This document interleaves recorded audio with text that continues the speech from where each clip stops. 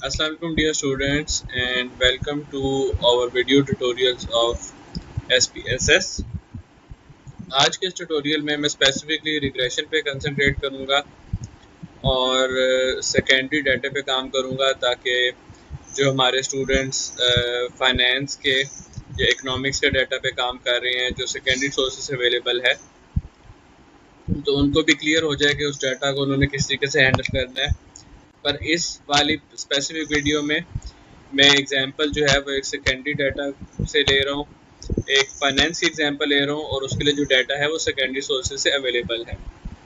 सबसे पहले हम देखते हैं कि हमारे पास जो फ्रेमवर्क है जो जिसके मैं आपको एग्जांपल शो करूँगा वो फ्रेमवर्क क्या है। तो अब ये देखें कि हमारे पास जो मैं काम कर रहा हूँ वो वर्किंग कैपिटल मैनेजमेंट का इम्पैक्ट जो है वो फर्म प्रॉफिटेबिलिटी, ठीक है। तो इसका लिटरेचर रिव्यू हुआ है, उसके अंदर जो भी बात है वो उससे हमने हाइपोथेसिस जनरेट किए हैं और हाइपोथेसिस में ये देखें कि हमारे पास बहुत सारे आईवीज हैं, इंडिपेंडेंट वेरिएबल्स हैं और उसके बाद एक इंडिपेंडेंट वेरिएबल है which is return on total assets which is a measure of profitability.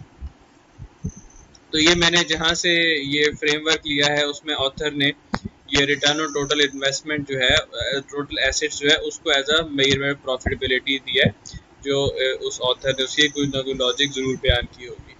अच्छा, हमारे जो इंडिपेंडेंट वेरिएबल्स हैं जो वर्किंग कैपिटल मैनेजमेंट है वो रेशियोज हैं कुछ, जिस तरह current ratio, quick ratio, inventory turnover ratio, working capital turnover ratio. उसके बाद एक रेशियो है which is NCA by TA, ठीक है। तो ये भी हमारे पास एक रेशियो है जिसको हमने। अच्छा, अब यहाँ पे क्वेश्चन ये है कि ये डाटा कहाँ से आया। ठीक है, जाहिर है आप जब रिसर्च कर रहे हैं सेकेंडरी सोर्सेज से आपने डाटा लेना है तो आपको पता होना चाहिए कि आपने कहाँ से वो डाटा लेना है। ये भी एक इन इटसेल्फ एक रिसर्च का पार्ट होता है। तो ये वाला डाटा स्पेसिफिकली कंपनीज की फाइनेंशियल रिकॉर्ड्स जो हैं, एनुअल फाइनेंशियल स्टेटमेंट्स जो हैं, वहाँ से ये डाटा अवेलेबल हुआ। वेबसाइट्स पे SECP की वेबसाइट पे अवेलेबल होगा, कंपनीज की अपनी वेबसाइट पे, चूँकि ये सीमेंट इंडस्ट्री में काम हुआ है तो हो सकता है कि एसोसिएशन की वेबसाइट पे ये डाटा अवेलेबल हो। तो ये डाटा भी सर्च करना which is in itself a separate topic. अच्छा, अब जब डाटा आपको मिल गया डिपेंडेंट वेरिएबल्स का भी और इंडिपेंडेंट वेरिएबल्स का भी, या रॉ डाटा कि आपके पास कोई ऐसी इंडिपेंडेंट या डिपेंडेंट वेरिएबल है कि जिसको आपने किसी फार्मूला के थ्रू कैलकुलेट करना है तो आपको उसका रॉ डाटा चाहिए होगा। जैसे हमारा एक इंडिपेंडेंट वेरिएबल इसमें है NCA by TA which is net current asset divide by total asset.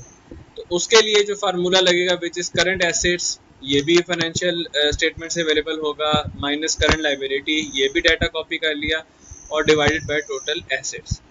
ठीक है, तो यहाँ पे हमारे पास ये बात क्लियर हो गई कि हम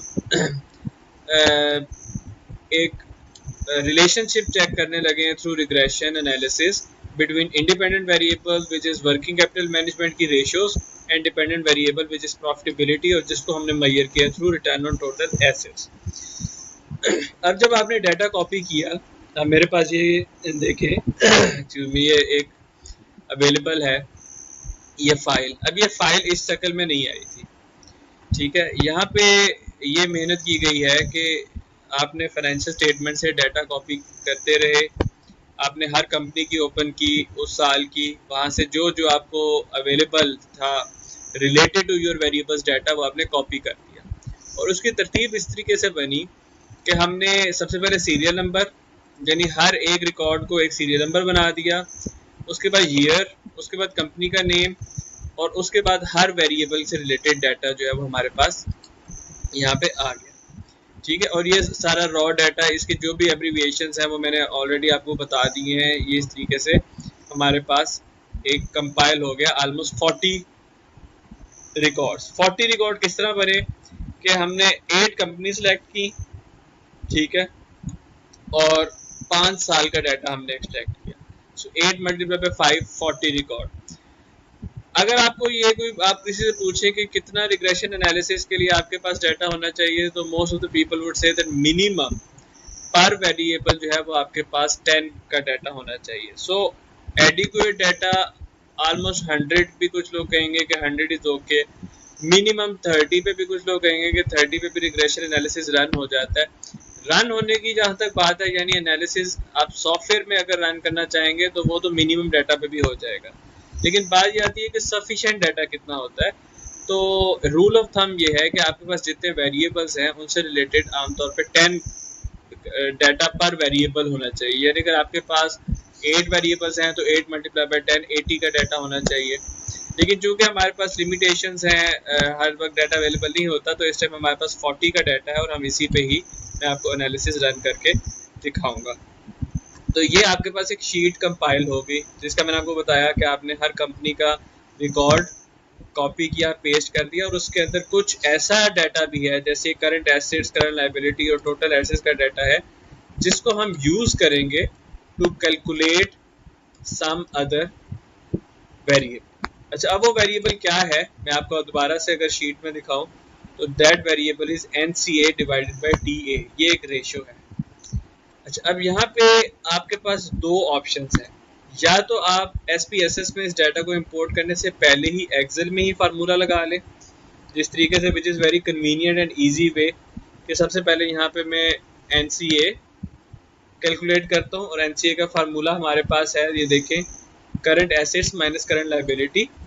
ठीक है, तो करंट एसेट्स I कॉलम में है, यहाँ पे फार्मूला लगाएं is equals to I2 minus current liability जो J कॉलम में है J2। ठीक है, ये कॉल यहाँ पे हमारे पास फार्मूला लग गया, इसको डबल क्लिक करें तो ये सारे के सारे डाटे पे कॉपी पेस्ट हो गया। अच्छा, इसी तरीके से हमने जब ये अपना रेशो निकालनी है NCA डिवाइड बाय TA, ठीक है, तो यहाँ पे लिखे NCA बाय TA, ये रेशो आपके पास आ गई। फिर दोबारा से L2 में NCA divided by K2 cell से उसको डिवाइड कर दें। ठीक है, और इसको भी डबल क्लिक करके या ड्रैग एंड ड्रॉप डाउन करके ये देखें आपके पास जहाँ पे एक्सेल में ही ये कैलकुलेट हो गया। बाकी क्या तरीका SPSS में है, वो जब SPSS में मैं डाटा इंपोर्ट करूँगा तो आपको वहाँ पे ये बता दूंगा। अब नेक्स्ट स्टेप है इस डाटा को, आइए देखते हैं हमारी लिस्ट में क्या है। Next step, compile the Excel sheet in form of a row and column and you can put formula and Excel SPSS, both options are feasible, मैंने आपको बता दिया है। Now create a new SPSS sheet and import the Excel sheet. So SPSS software में आते हैं, एक new blank SPSS की शीट क्रिएट करते हैं, फाइल में जाएं, इंपोर्ट डाटा।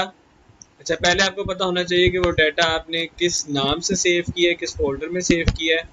सो मैंने ये sample secondary finance data for analysis के नाम से सेव किया है। तो यहाँ पे file, import data and go to Excel, sample secondary finance data for analysis, इसको ओपन करें। जब आप इसको ओपन करेंगे तो आपसे पूछेगा कि कौन सी शीट 1 में सारा काम है, तो शीट 1 को ही उसको करें। Read variable names from first row of data. ठीक है, जो फर्स्ट रो है वो वेरिएबल्स के नेम बन जाएंगे। Percentage of value the determine data type, इसको इसी तरीके से ऑप्शन को रहने दें। Ignore hidden rows and column को इसी तरीके से चेक रहने दें और बाकी चीज़ों को भी ऐसे ही रहने दें एंड जस्ट प्रेस ओके।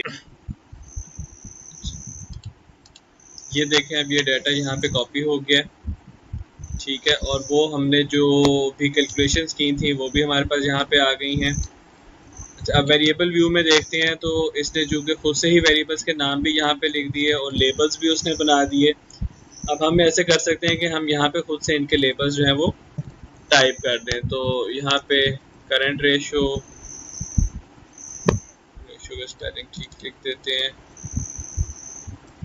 उसके बाद क्विक रेशो, उसके बाद ये, बल्कि हम ऐसा कर लेते हैं कि हम वहाँ से कॉपी पेस्ट ही कर लेते हैं जहाँ पे हमने उनके लिखी हुई थी ITR इन्वेंट्री टर्नओवर रेशो। ठीक है, तो अब हम क्या करेंगे, इनकी लेबलिंग कर रहे हैं यहाँ पे। तो WCTs working capital turnover ratio,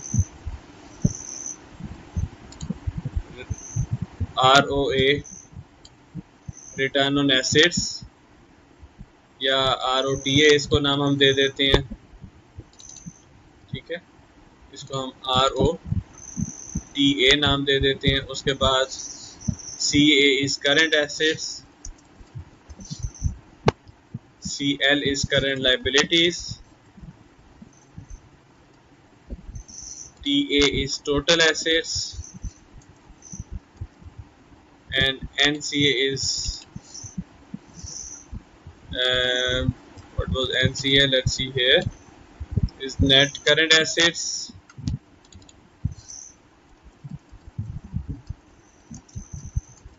and NCA by TA ratio का नाम हम इस तरीके से रहने देते हैं।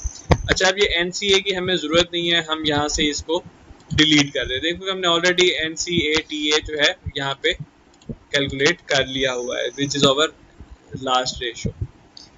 अब यहाँ पे ये तो हमारे पास क्लियर हो गया कि हमने किस तरीके से डाटा जो है वो इंपोर्ट करना है यूजिंग एक्सेल फाइल। ठीक है, go to file, import data and Excel. अब मैं आपको यहाँ पे ये बताता हूँ कि फॉर एग्जांपल अगर हमने ये एक्सेल में ये फार्मूला लगा के NCA by TA ना कैलकुलेट किया होता तो किस तरीके से हम ये काम SPSS में कर सकते थे। तो आपको मैंने पहले बताया था कि ट्रांसफॉर्म एंड कंप्यूट वेरिएबल की आपके पास ऑप्शन होती है जिसके अंदर आप फार्मूलाज लगा सकते हैं। ठीक है, तो यहाँ पे हम इसका टारगेट नाम रखते हैं NCA TA SPS।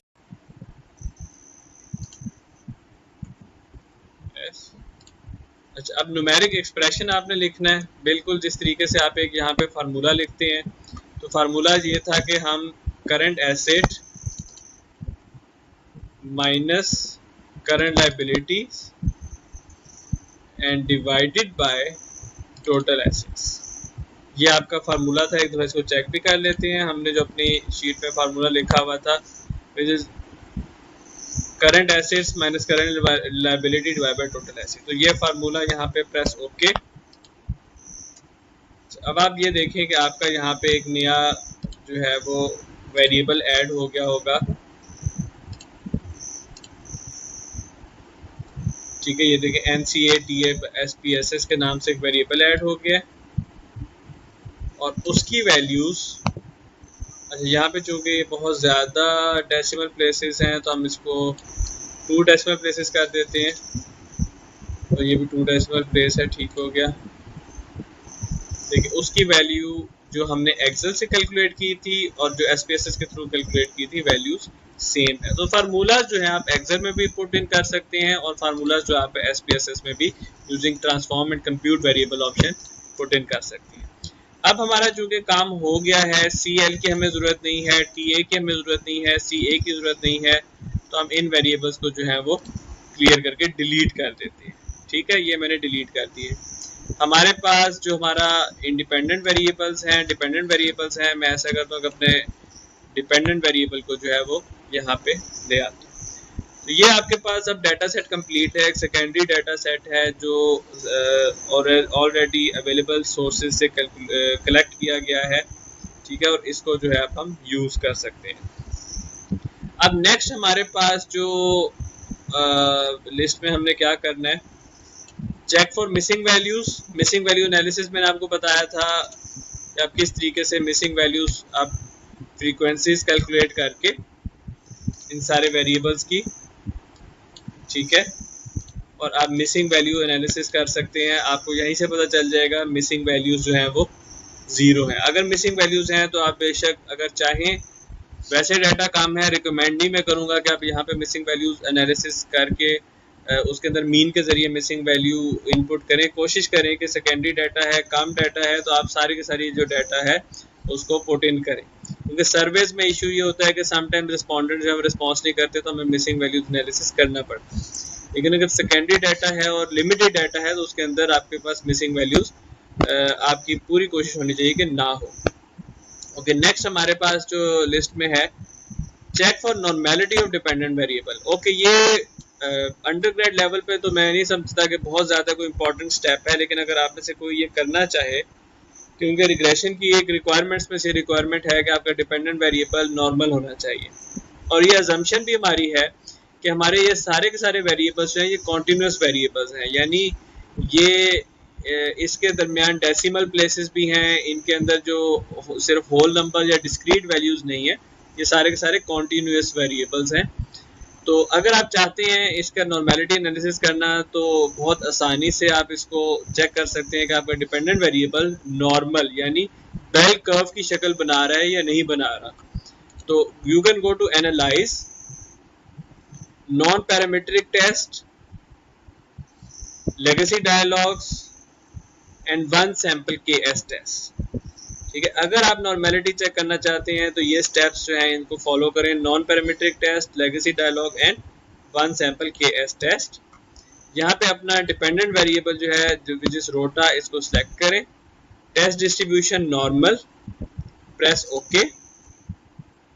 अच्छा, अब ये जो रिजल्ट आपके पास आया है N par test one sample KS test, इसमें अगर यहाँ पे सिग्निफिकेंट वैल्यू जो हमने पी वैल्यू जिसका जिक्र किया था, अगर ये नॉन सिग्निफिकेंट होती है, और नॉन सिग्निफिकेंट का हमारे पास क्या पैरामीटर हमने सेट किया था कि 0.05 से ग्रेटर देन 0.05 है, तो फिर आपकी ये distribution of variable is normal.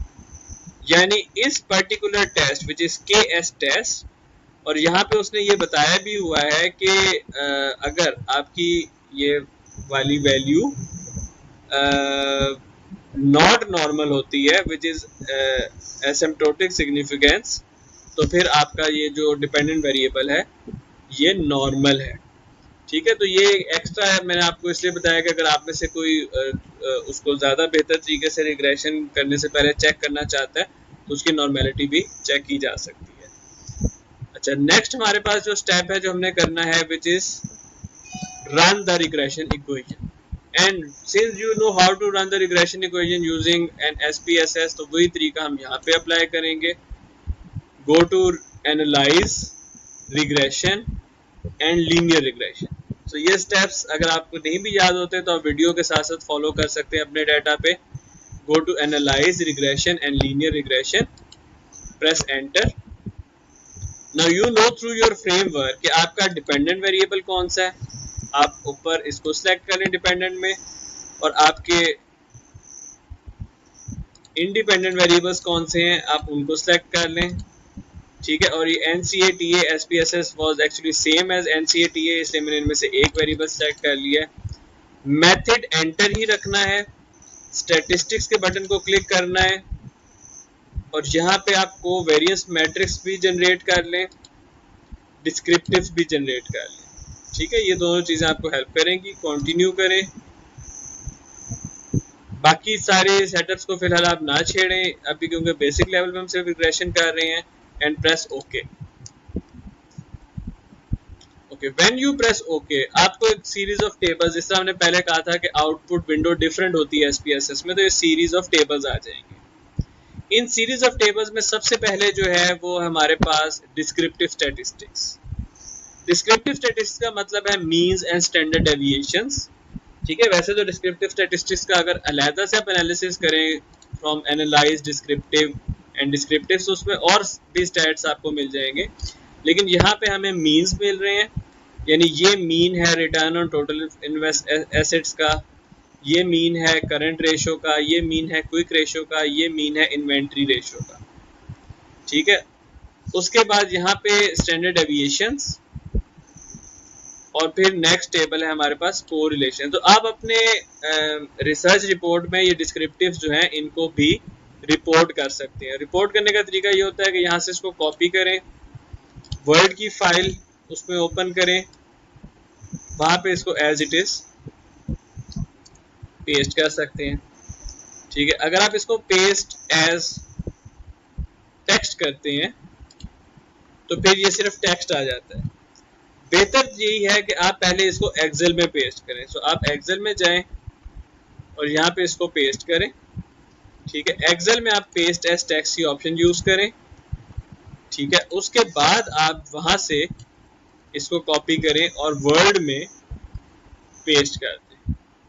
अब ये वर्ड में आपके पास ये इस सूरत हाल में आ जाएगा। आप इसकी जिस तरीके से भी फॉर्मेटिंग करना चाह रहे हैं, अगर आप इसको APA स्टाइल की फॉर्मेटिंग देना चाह रहे हैं तो this is how you do in APA style.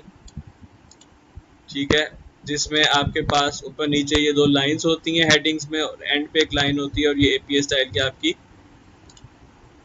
आपका टेबल क्रिएट हो जाता है। ठीक है, ये देखें, ये आपका एक टेबल इस तरीके से क्रिएट हुआ है। इसको आप बेशक बोल्ड कर दें। तो आप इस टेबल की एक हेडिंग भी दे दें विच इज डिस्क्रिप्टिव्स, ये इसकी हेडिंग बन जाएगी। उसके बाद हम देखते हैं हमारा नेक्स्ट टेबल कौन सा है। अच्छा, हमारा नेक्स्ट टेबल है कोरिलेशन टेबल। कोरिलेशन टेबल हमेशा आपको देखना चाहिए रिग्रेशन से पहले, और उसमें यह जरूर देखना चाहिए कि आपका कोई ऐसा इंडिपेंडेंट वेरिएबल तो नहीं है जो किसी दूसरे इंडिपेंडेंट वेरिएबल के साथ हाईली कोरिलेटेड है। क्योंकि अगर कोई ऐसा इंडिपेंडेंट वेरिएबल के जो किसी दूसरे इंडिपेंडेंट वेरिएबल के साथ हाईली कोरिलेटेड है, तो फिर आपके रिग्रेशन रिजल्ट्स ठीक नहीं आएंगे, क्योंकि यहाँ पे इशू आ जाएगा कोलिनियरिटी का।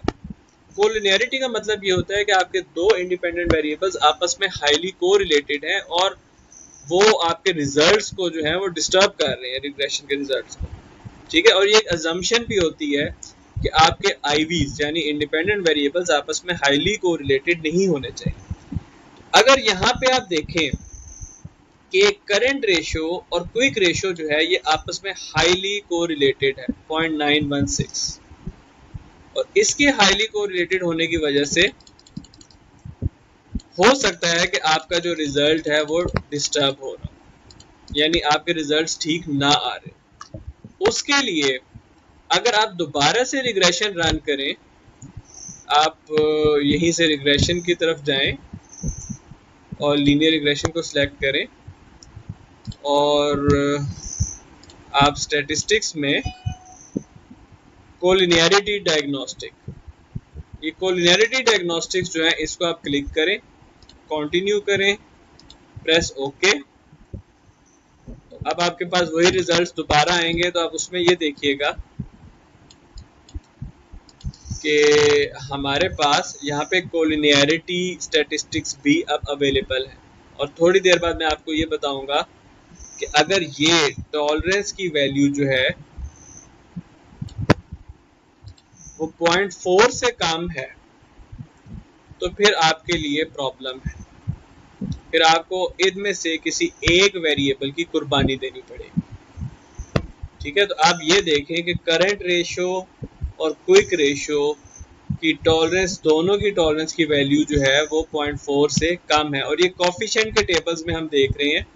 ठीक है, अभी बाकी टेबल्स को भी डिस्कस करते हैं, लेकिन चूंकि यहाँ पे एक प्रॉब्लम, और ये प्रॉब्लम मैंने इसलिए आइडेंटिफाई की कि जब मैंने कोरिलेशन का टेबल देखा तो कोरिलेशन के टेबल में करंट रेशो क्विक रेशो के साथ हाईली कोरिलेटेड है।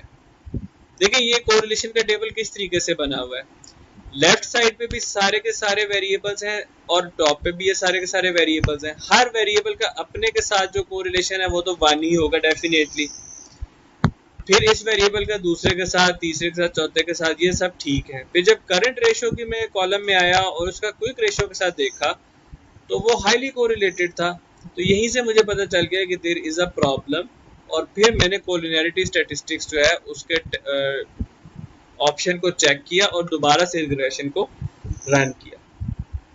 तो चूंकि यहाँ पे हमारे पास एक इशू कोलिनियरिटी का आ गया at the very basic level, तो हमारे लिए ज़रूरी है कि हम इस रिग्रेशन को दोबारा से रन करें और रिजल्ट्स को इंटरप्रेट करें। और आप खुद भी देखें कि क्या आपकी थ्योरी में भी कोई ऐसी बात है कि करंट रेशो और क्विक रेशो जो है वो ऑलमोस्ट सेम वेरिएबल्स हैं, या ओवरलैपिंग हो सकते हैं, या उनकी जो वैल्यूज़ हैं वो बहुत ज़्यादा मैच करती हैं।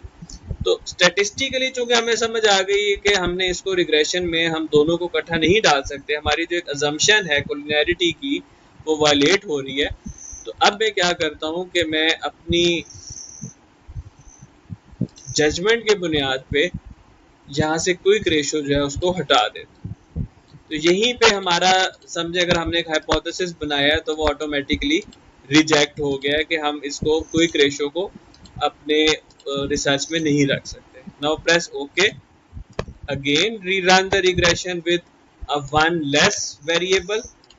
अब यहाँ पे एक दफ़ा कोरिलेशन टेबल पे नज़र डाल लें कि कहीं बहुत हाईली कोरिलेशंस आपको तो नहीं नज़र आ रही, everything looks okay. Descriptive statistics में जाहिर है हमने क्विक रेशो का वेरिएबल निकाल दिया तो एक वेरिएबल कम हो गया। मूविंग फॉरवर्ड, कौन सा मेथड जो हमने यूज़ किया, एंटर मेथड से रिग्रेशन को यूज़ किया। डिपेंडेंट वेरिएबल क्या था, return on total assessment. All requested variables were entered. Okay, this is okay. Now come to model summary. Model summary में हमारे लिए जो इम्पोर्टेंट इंडिकेटर है जिसको हमने देखना होता है that is your adjusted are square. Adjusted are square की यहाँ पे वैल्यू है 0.302. एडजस्टेड आर स्क्वायर से डिफरेंट इसलिए होता है कि इसमें नंबर ऑफ वेरिएबल्स को भी मद्देनजर रखकर जाके ये फार्मूला लगाया जाता है. और आर स्क्वायर का फायदा क्या है? आर स्क्वायर हमें ये बता रहा है कि हमारे जो ये चार, आई थिंक ये चार हमारे वेरिएबल्स हैं. अगर मैं दोबारा से इसको देखूं कि हमारे पास 1 2 3 4, वहां पे जो चार डिपेंडेंट वेरिएबल्स हैं, ये चारों के चारों वेरिएबल्स जो हमारा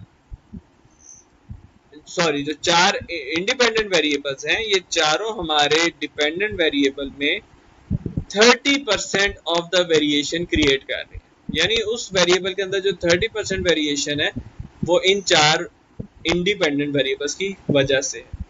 तो इसको हम प्रिडिक्टिव रेलेवेंस भी कहते हैं. अगर आप नेट पे सर्च करें और थोड़ा सा इसको एक्सप्लोर करें तो ये आर स्क्वायर को हम कोएफिशिएंट ऑफ डिटर्मिनेशन भी कहते हैं. यानी हमें ये बताता है कि हमारा जो मॉडल है उसके अंदर जो हमारे इंडिपेंडेंट वेरिएबल्स हैं, हमारे वेरिएबल में कितने परसेंट वेरिएशन क्रिएट कर रहे हैं. नेक्स्ट टेबल है अनोवा. सो अगर ये रिजल्ट्स को मैं पहले यहाँ पे लिख लूँ तो मैं अपने यहाँ पे रिजल्ट्स जो हैं वो चेक करता जाता हूँ. कोरिलेशन टेबल हो गया, एडजस्टेड आर स्क्वायर हो गया. यहाँ पे मैं इसको लिख लूँ कि R square is R square is 32%. इस तरह भी लिख सकते हैं और ये भी लिख सकते हैं कि R square is equals to point, in fact 30%. R square is equals to 0.302, which means all the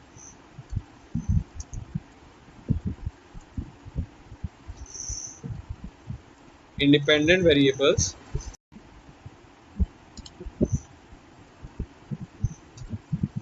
IVs are creating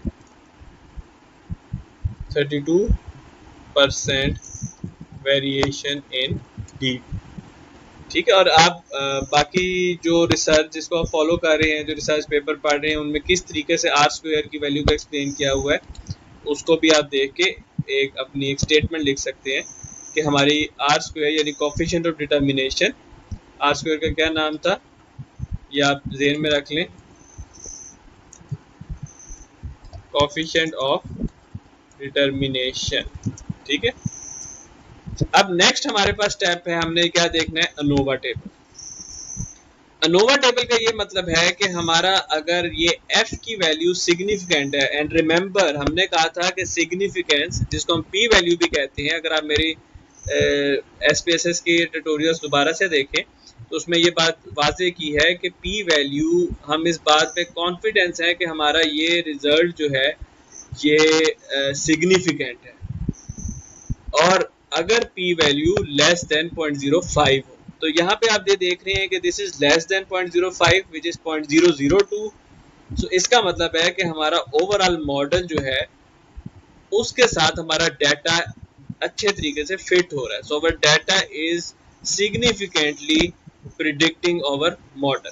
तो ये अनोवा की यहाँ पे अगर ये वैल्यू सिग्निफिकेंस ना होती तो फिर हमें एक आधा और वेरिएबल जो है उसको रिमूव करना पड़ना था ताकि हम इस मॉडल को सिग्निफिकेंस कर सकें. जब अनोवा का टेबल हमने देख लिया उसके बाद हमारे पास आ जाते हैं कोएफिशिएंट्स.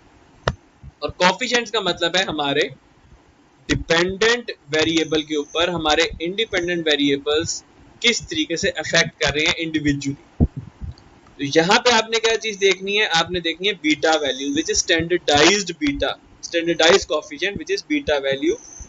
पहले उनकी वैल्यूज देखनी है और फिर आपने उनकी सिग्निफिकेंस देखनी है और साथ साथ हमने उनकी टॉलरेंस यानी कोलिनैरिटी भी देखनी है. और ये मैं आपको पहले ही बता चुका हूँ कि टॉलरेंस जो है अगर ग्रेटर देन 0.4 हो तो विच इज ओके, अगर लेस देन 0.4 हो, जिस तरह हम पहले एक रिमूव कर चुके हैं अपना वेरिएबल, तो फिर आपको उसको दोबारा से देखना पड़ेगा। अच्छा, बीटा वैल्यू 0.367 करंट रेशियो की, इज इट सिग्निफिकेंस? ओके, तो हमने क्या क्राइटेरिया लिया था कि शुड बी लेस देन 0.05। तो ये बिल्कुल एक स्लाइड से मार्जिन से इनसिग्निफिकेंट हो रही है। सो ऑल्दो वी कैन से कि it is slightly insignificant, but it is insignificant in all respect. इसका मतलब है करंट रेशियो का हमारे dependent variable return on total assets पे कोई इम्पैक्ट नहीं है या कोई इन्फ्लुएंस नहीं है। हमारा ये वाला हाइपोथेसिस जो है वो रिजेक्ट हो गया। हो सकता है कि अगर आप थोड़ा सा डाटा इसमें इंक्रीज करें, हो सकता है कि आपके पास थोड़ी वैल्यू ज़्यादा हो, तो क्योंकि ये बिल्कुल मार्जिन पे इनसिग्निफिकेंट हो रहा है, तो यहाँ पे हमारी इंटरप्रिटेशन जो है वो थोड़ी सी कंफ्यूजिंग भी हो सकती है।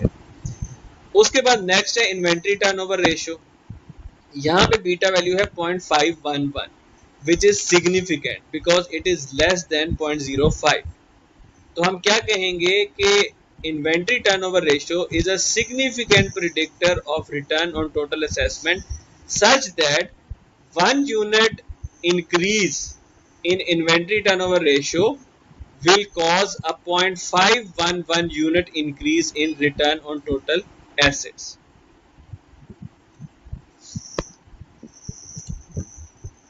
So हम इसको किस तरह लिखेंगे? 1 unit increase in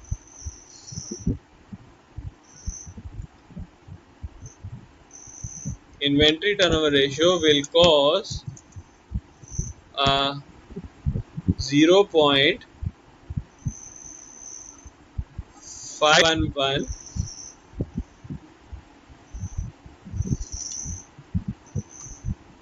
unit increase in return on total assets. इस तरीके से आप इसको इंटरप्रेट कर सकते हैं। ओके, लास्ट में हमने वर्किंग कैपिटल, अच्छा लास्ट नहीं, second last, working capital turnover not significant, NCA by TA not significant. तो हमारा कंक्लूजन ये है कि हमारा एक variable which is inventory turnover ratio is a significant predictor of our dependent variable, whereas current ratio is slightly near to significant but still it is not significant. So आपका सिर्फ एक hypothesis जो है वो यहाँ पे accept होगा। So this was about our regression। ठीक है, ये एक बहुत वास्ट टॉपिक है, हमने बहुत बेसिक लेवल पे इसको डिस्कस किया है, इसको स्टडी किया है, और हमारे लिए चूँकि इस टाइम यही इम्पॉर्टेंट है जानना कि किस तरीके से स्टैटिस्टिक्स में रिलेशनशिप्स आपस में डिस्कस होते हैं। So I think you will be able to apply regression on your own data, और उसमें आपको जो रिजल्ट्स आएंगे ऑफ कोर्स उनमें आपको इशू ज़रूर आएंगे, क्योंकि हो सकता है कि आपने डाटा जो है वो ठीक तरीके से कलेक्ट ना किया हो, और हो सकता है आपका डाटा बहुत ज़्यादा ना हो। बट आपके लिए ज़रूरी ये है कि आप रिग्रेशन को रन करके उसकी जो बेस्ट इंटरप्रिटेशन होती है और उसकी जो बेस्ट डिस्कशन होती है कि आपको क्यों लगता है यहाँ पे कि आपके रिजल्ट्स में सिर्फ जो इन्वेंट्री टर्नओवर रेशियो है वो सिग्निफिकेंट है, क्या वजह, प्रीवियस लिटरेचर से आप ये बात डिस्कस करें कि इन्वेंट्री टर्नओवर रेशियो का क्या इन्फ्लुएंस है on your return on total assets, और फिर आप उसको एक अच्छे तरीके से डिस्कशन में इस चीज़ को शामिल करें। साथ साथ ये भी डिस्कस करें कि आपको क्या लगता है कि ये बाकी जो वेरिएबल्स हैं ये क्यों सिग्निफिकेंट प्रिडिक्टर्स नहीं आए। तो ये एक बड़ा इंपॉर्टेंट मरला होता है जब हम अपना चैप्टर नंबर 4 और chapter number 5 that is over analysis और डिस्कशन जो है वो लिख रहे होते हैं, आपने अपने रिजल्ट्स को जस्टिफाई करना होता है।